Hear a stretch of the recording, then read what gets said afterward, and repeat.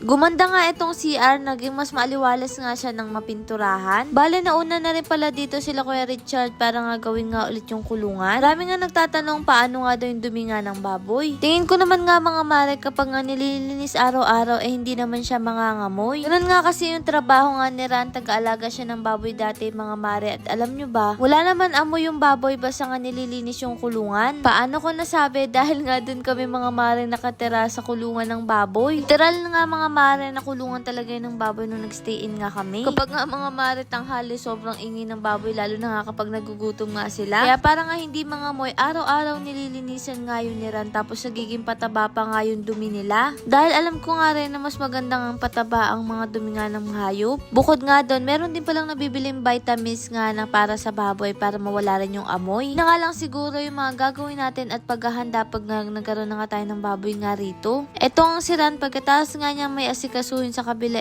nung nag-asikaso na nga rin ng pagpipintura. Bago pala kami pumunta ni Ran dito ay bumili muna nga kami ng maluluto, kaya naman inasikaso na nga rin nila Kuya Mark at Eric. Etong pintura pa nga na to ay natira pa nga dun sa kabila, kaya naman dinala nga namin dito para hindi masayang at mapakinabangan pa nga. At kasi may flooring na nga etong banyo nga natin, medyo madilim din talaga dahil nga walang pintura etong paligid niya. Hindi na nga rin kami bumili ng pintura pang mga mare na bago, eto na nga lang, at maganda rin naman pala ang dilaw nga sa CR. Abay, nung nagsisimula nga, tinawag na nga rin ako ni Ran para nga daw tulungan ko nga siya, kaya tumulong rin ako kahit papaano. Sabi nga ni Ran, mas lumiwanag at naging maliwalas nga dito mga mare sa CR nga natin mula nga nung mapinturahan siya. Tingnan niyo naman nga yung mga itik natin, tahimik, paano ba naman, busog na naman at nakaligo na nga rin, sana all talaga. Bale sila Kuya Noli naman, pinagpatuloy nga lang dito ang paggagawa nga nila. Ewan ko lang kung kailan nga ito matatapos. Dahil nga mga mare, kapag maulan mahirap naman nga gumawa. Ayun talaga ang mahirap mga mare, kapag tag-ulan talagang meron mga naapektuhan ng trabaho, lalo na yung mga construction worker o kahit anong klase nga ng trabaho basta nagtatrabaho sa labas. Dahil naalala ko nga dati si Rana, nagtatrabaho nga siya sa construction. Tuwing maulan wala talaga silang pasok. Syempre kapag walang pasok wala nga rin kita. Pero syempre meron din namang mga tao na kapag tag-ulan ay natutuwa sila dahil nakakapagtanim nga sila mga mahal na mga pananim. Sadyang bawat isa sa atin ay may kanya-kanya nga kapalaran o may kanya-kanya nga mga maring buhay. Kaya bawat isa sa atin hindi natin kailangan ikumpara kung anong meron sila at meron tayo.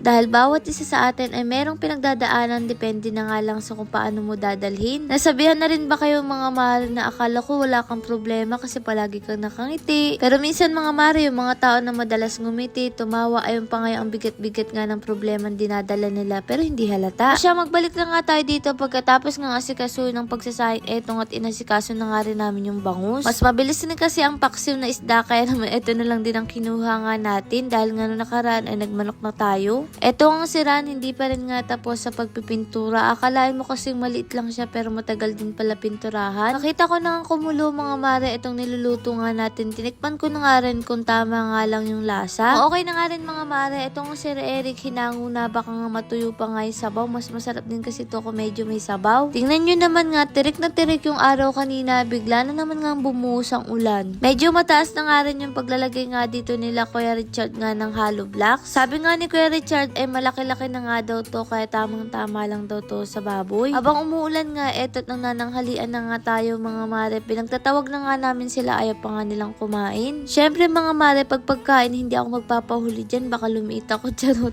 Eto mga mare, samahan nyo na nga kaming kumain ng pananghalian. Siguro mapapanood nyo to ay talaga naghahapunan na kayo. Nakita ko nga si Ran habang nagpapahinga sila, eto't nag-aasikaso pa nga rin siya, kaya naman binidyohan ko na nga rin dahil matatapos na. Para tuloy CR nga ng eskwelahan. Ngayon dilaw ay madalas nga gamitin to sa mga eskwelahan. Tinatanong nga ako ni Ran kung ano nga daw maganda nga pintura nga dito sa labas. Sabi ko naman sa kanya kung ano nga yun nandyan, yun na lang din. O diba, kahit nga malit yung CR natin, at least maganda at malinis siya. Habang andyan nga si Ran, kinakwentuhan ko nga rin mga mare etong si Ran. Sabi ko nga ganitong CR lang yung pangarap nga namin dati dahil nga CR namin kahoy lang noon tapos naghukay, ganun. Pero syempre, grabe si Lord, ibinigay niya yung magandang CR. O siya, eto't naglinis na nga rin ako dito. Ganyan kasi yung kulay ng tubig natin dito kahit nga may sabon. Lord, maraming salamat sa lahat ng blessing at syempre sa inyo mga mare. Paano ba yun? Bukas na lang ulit.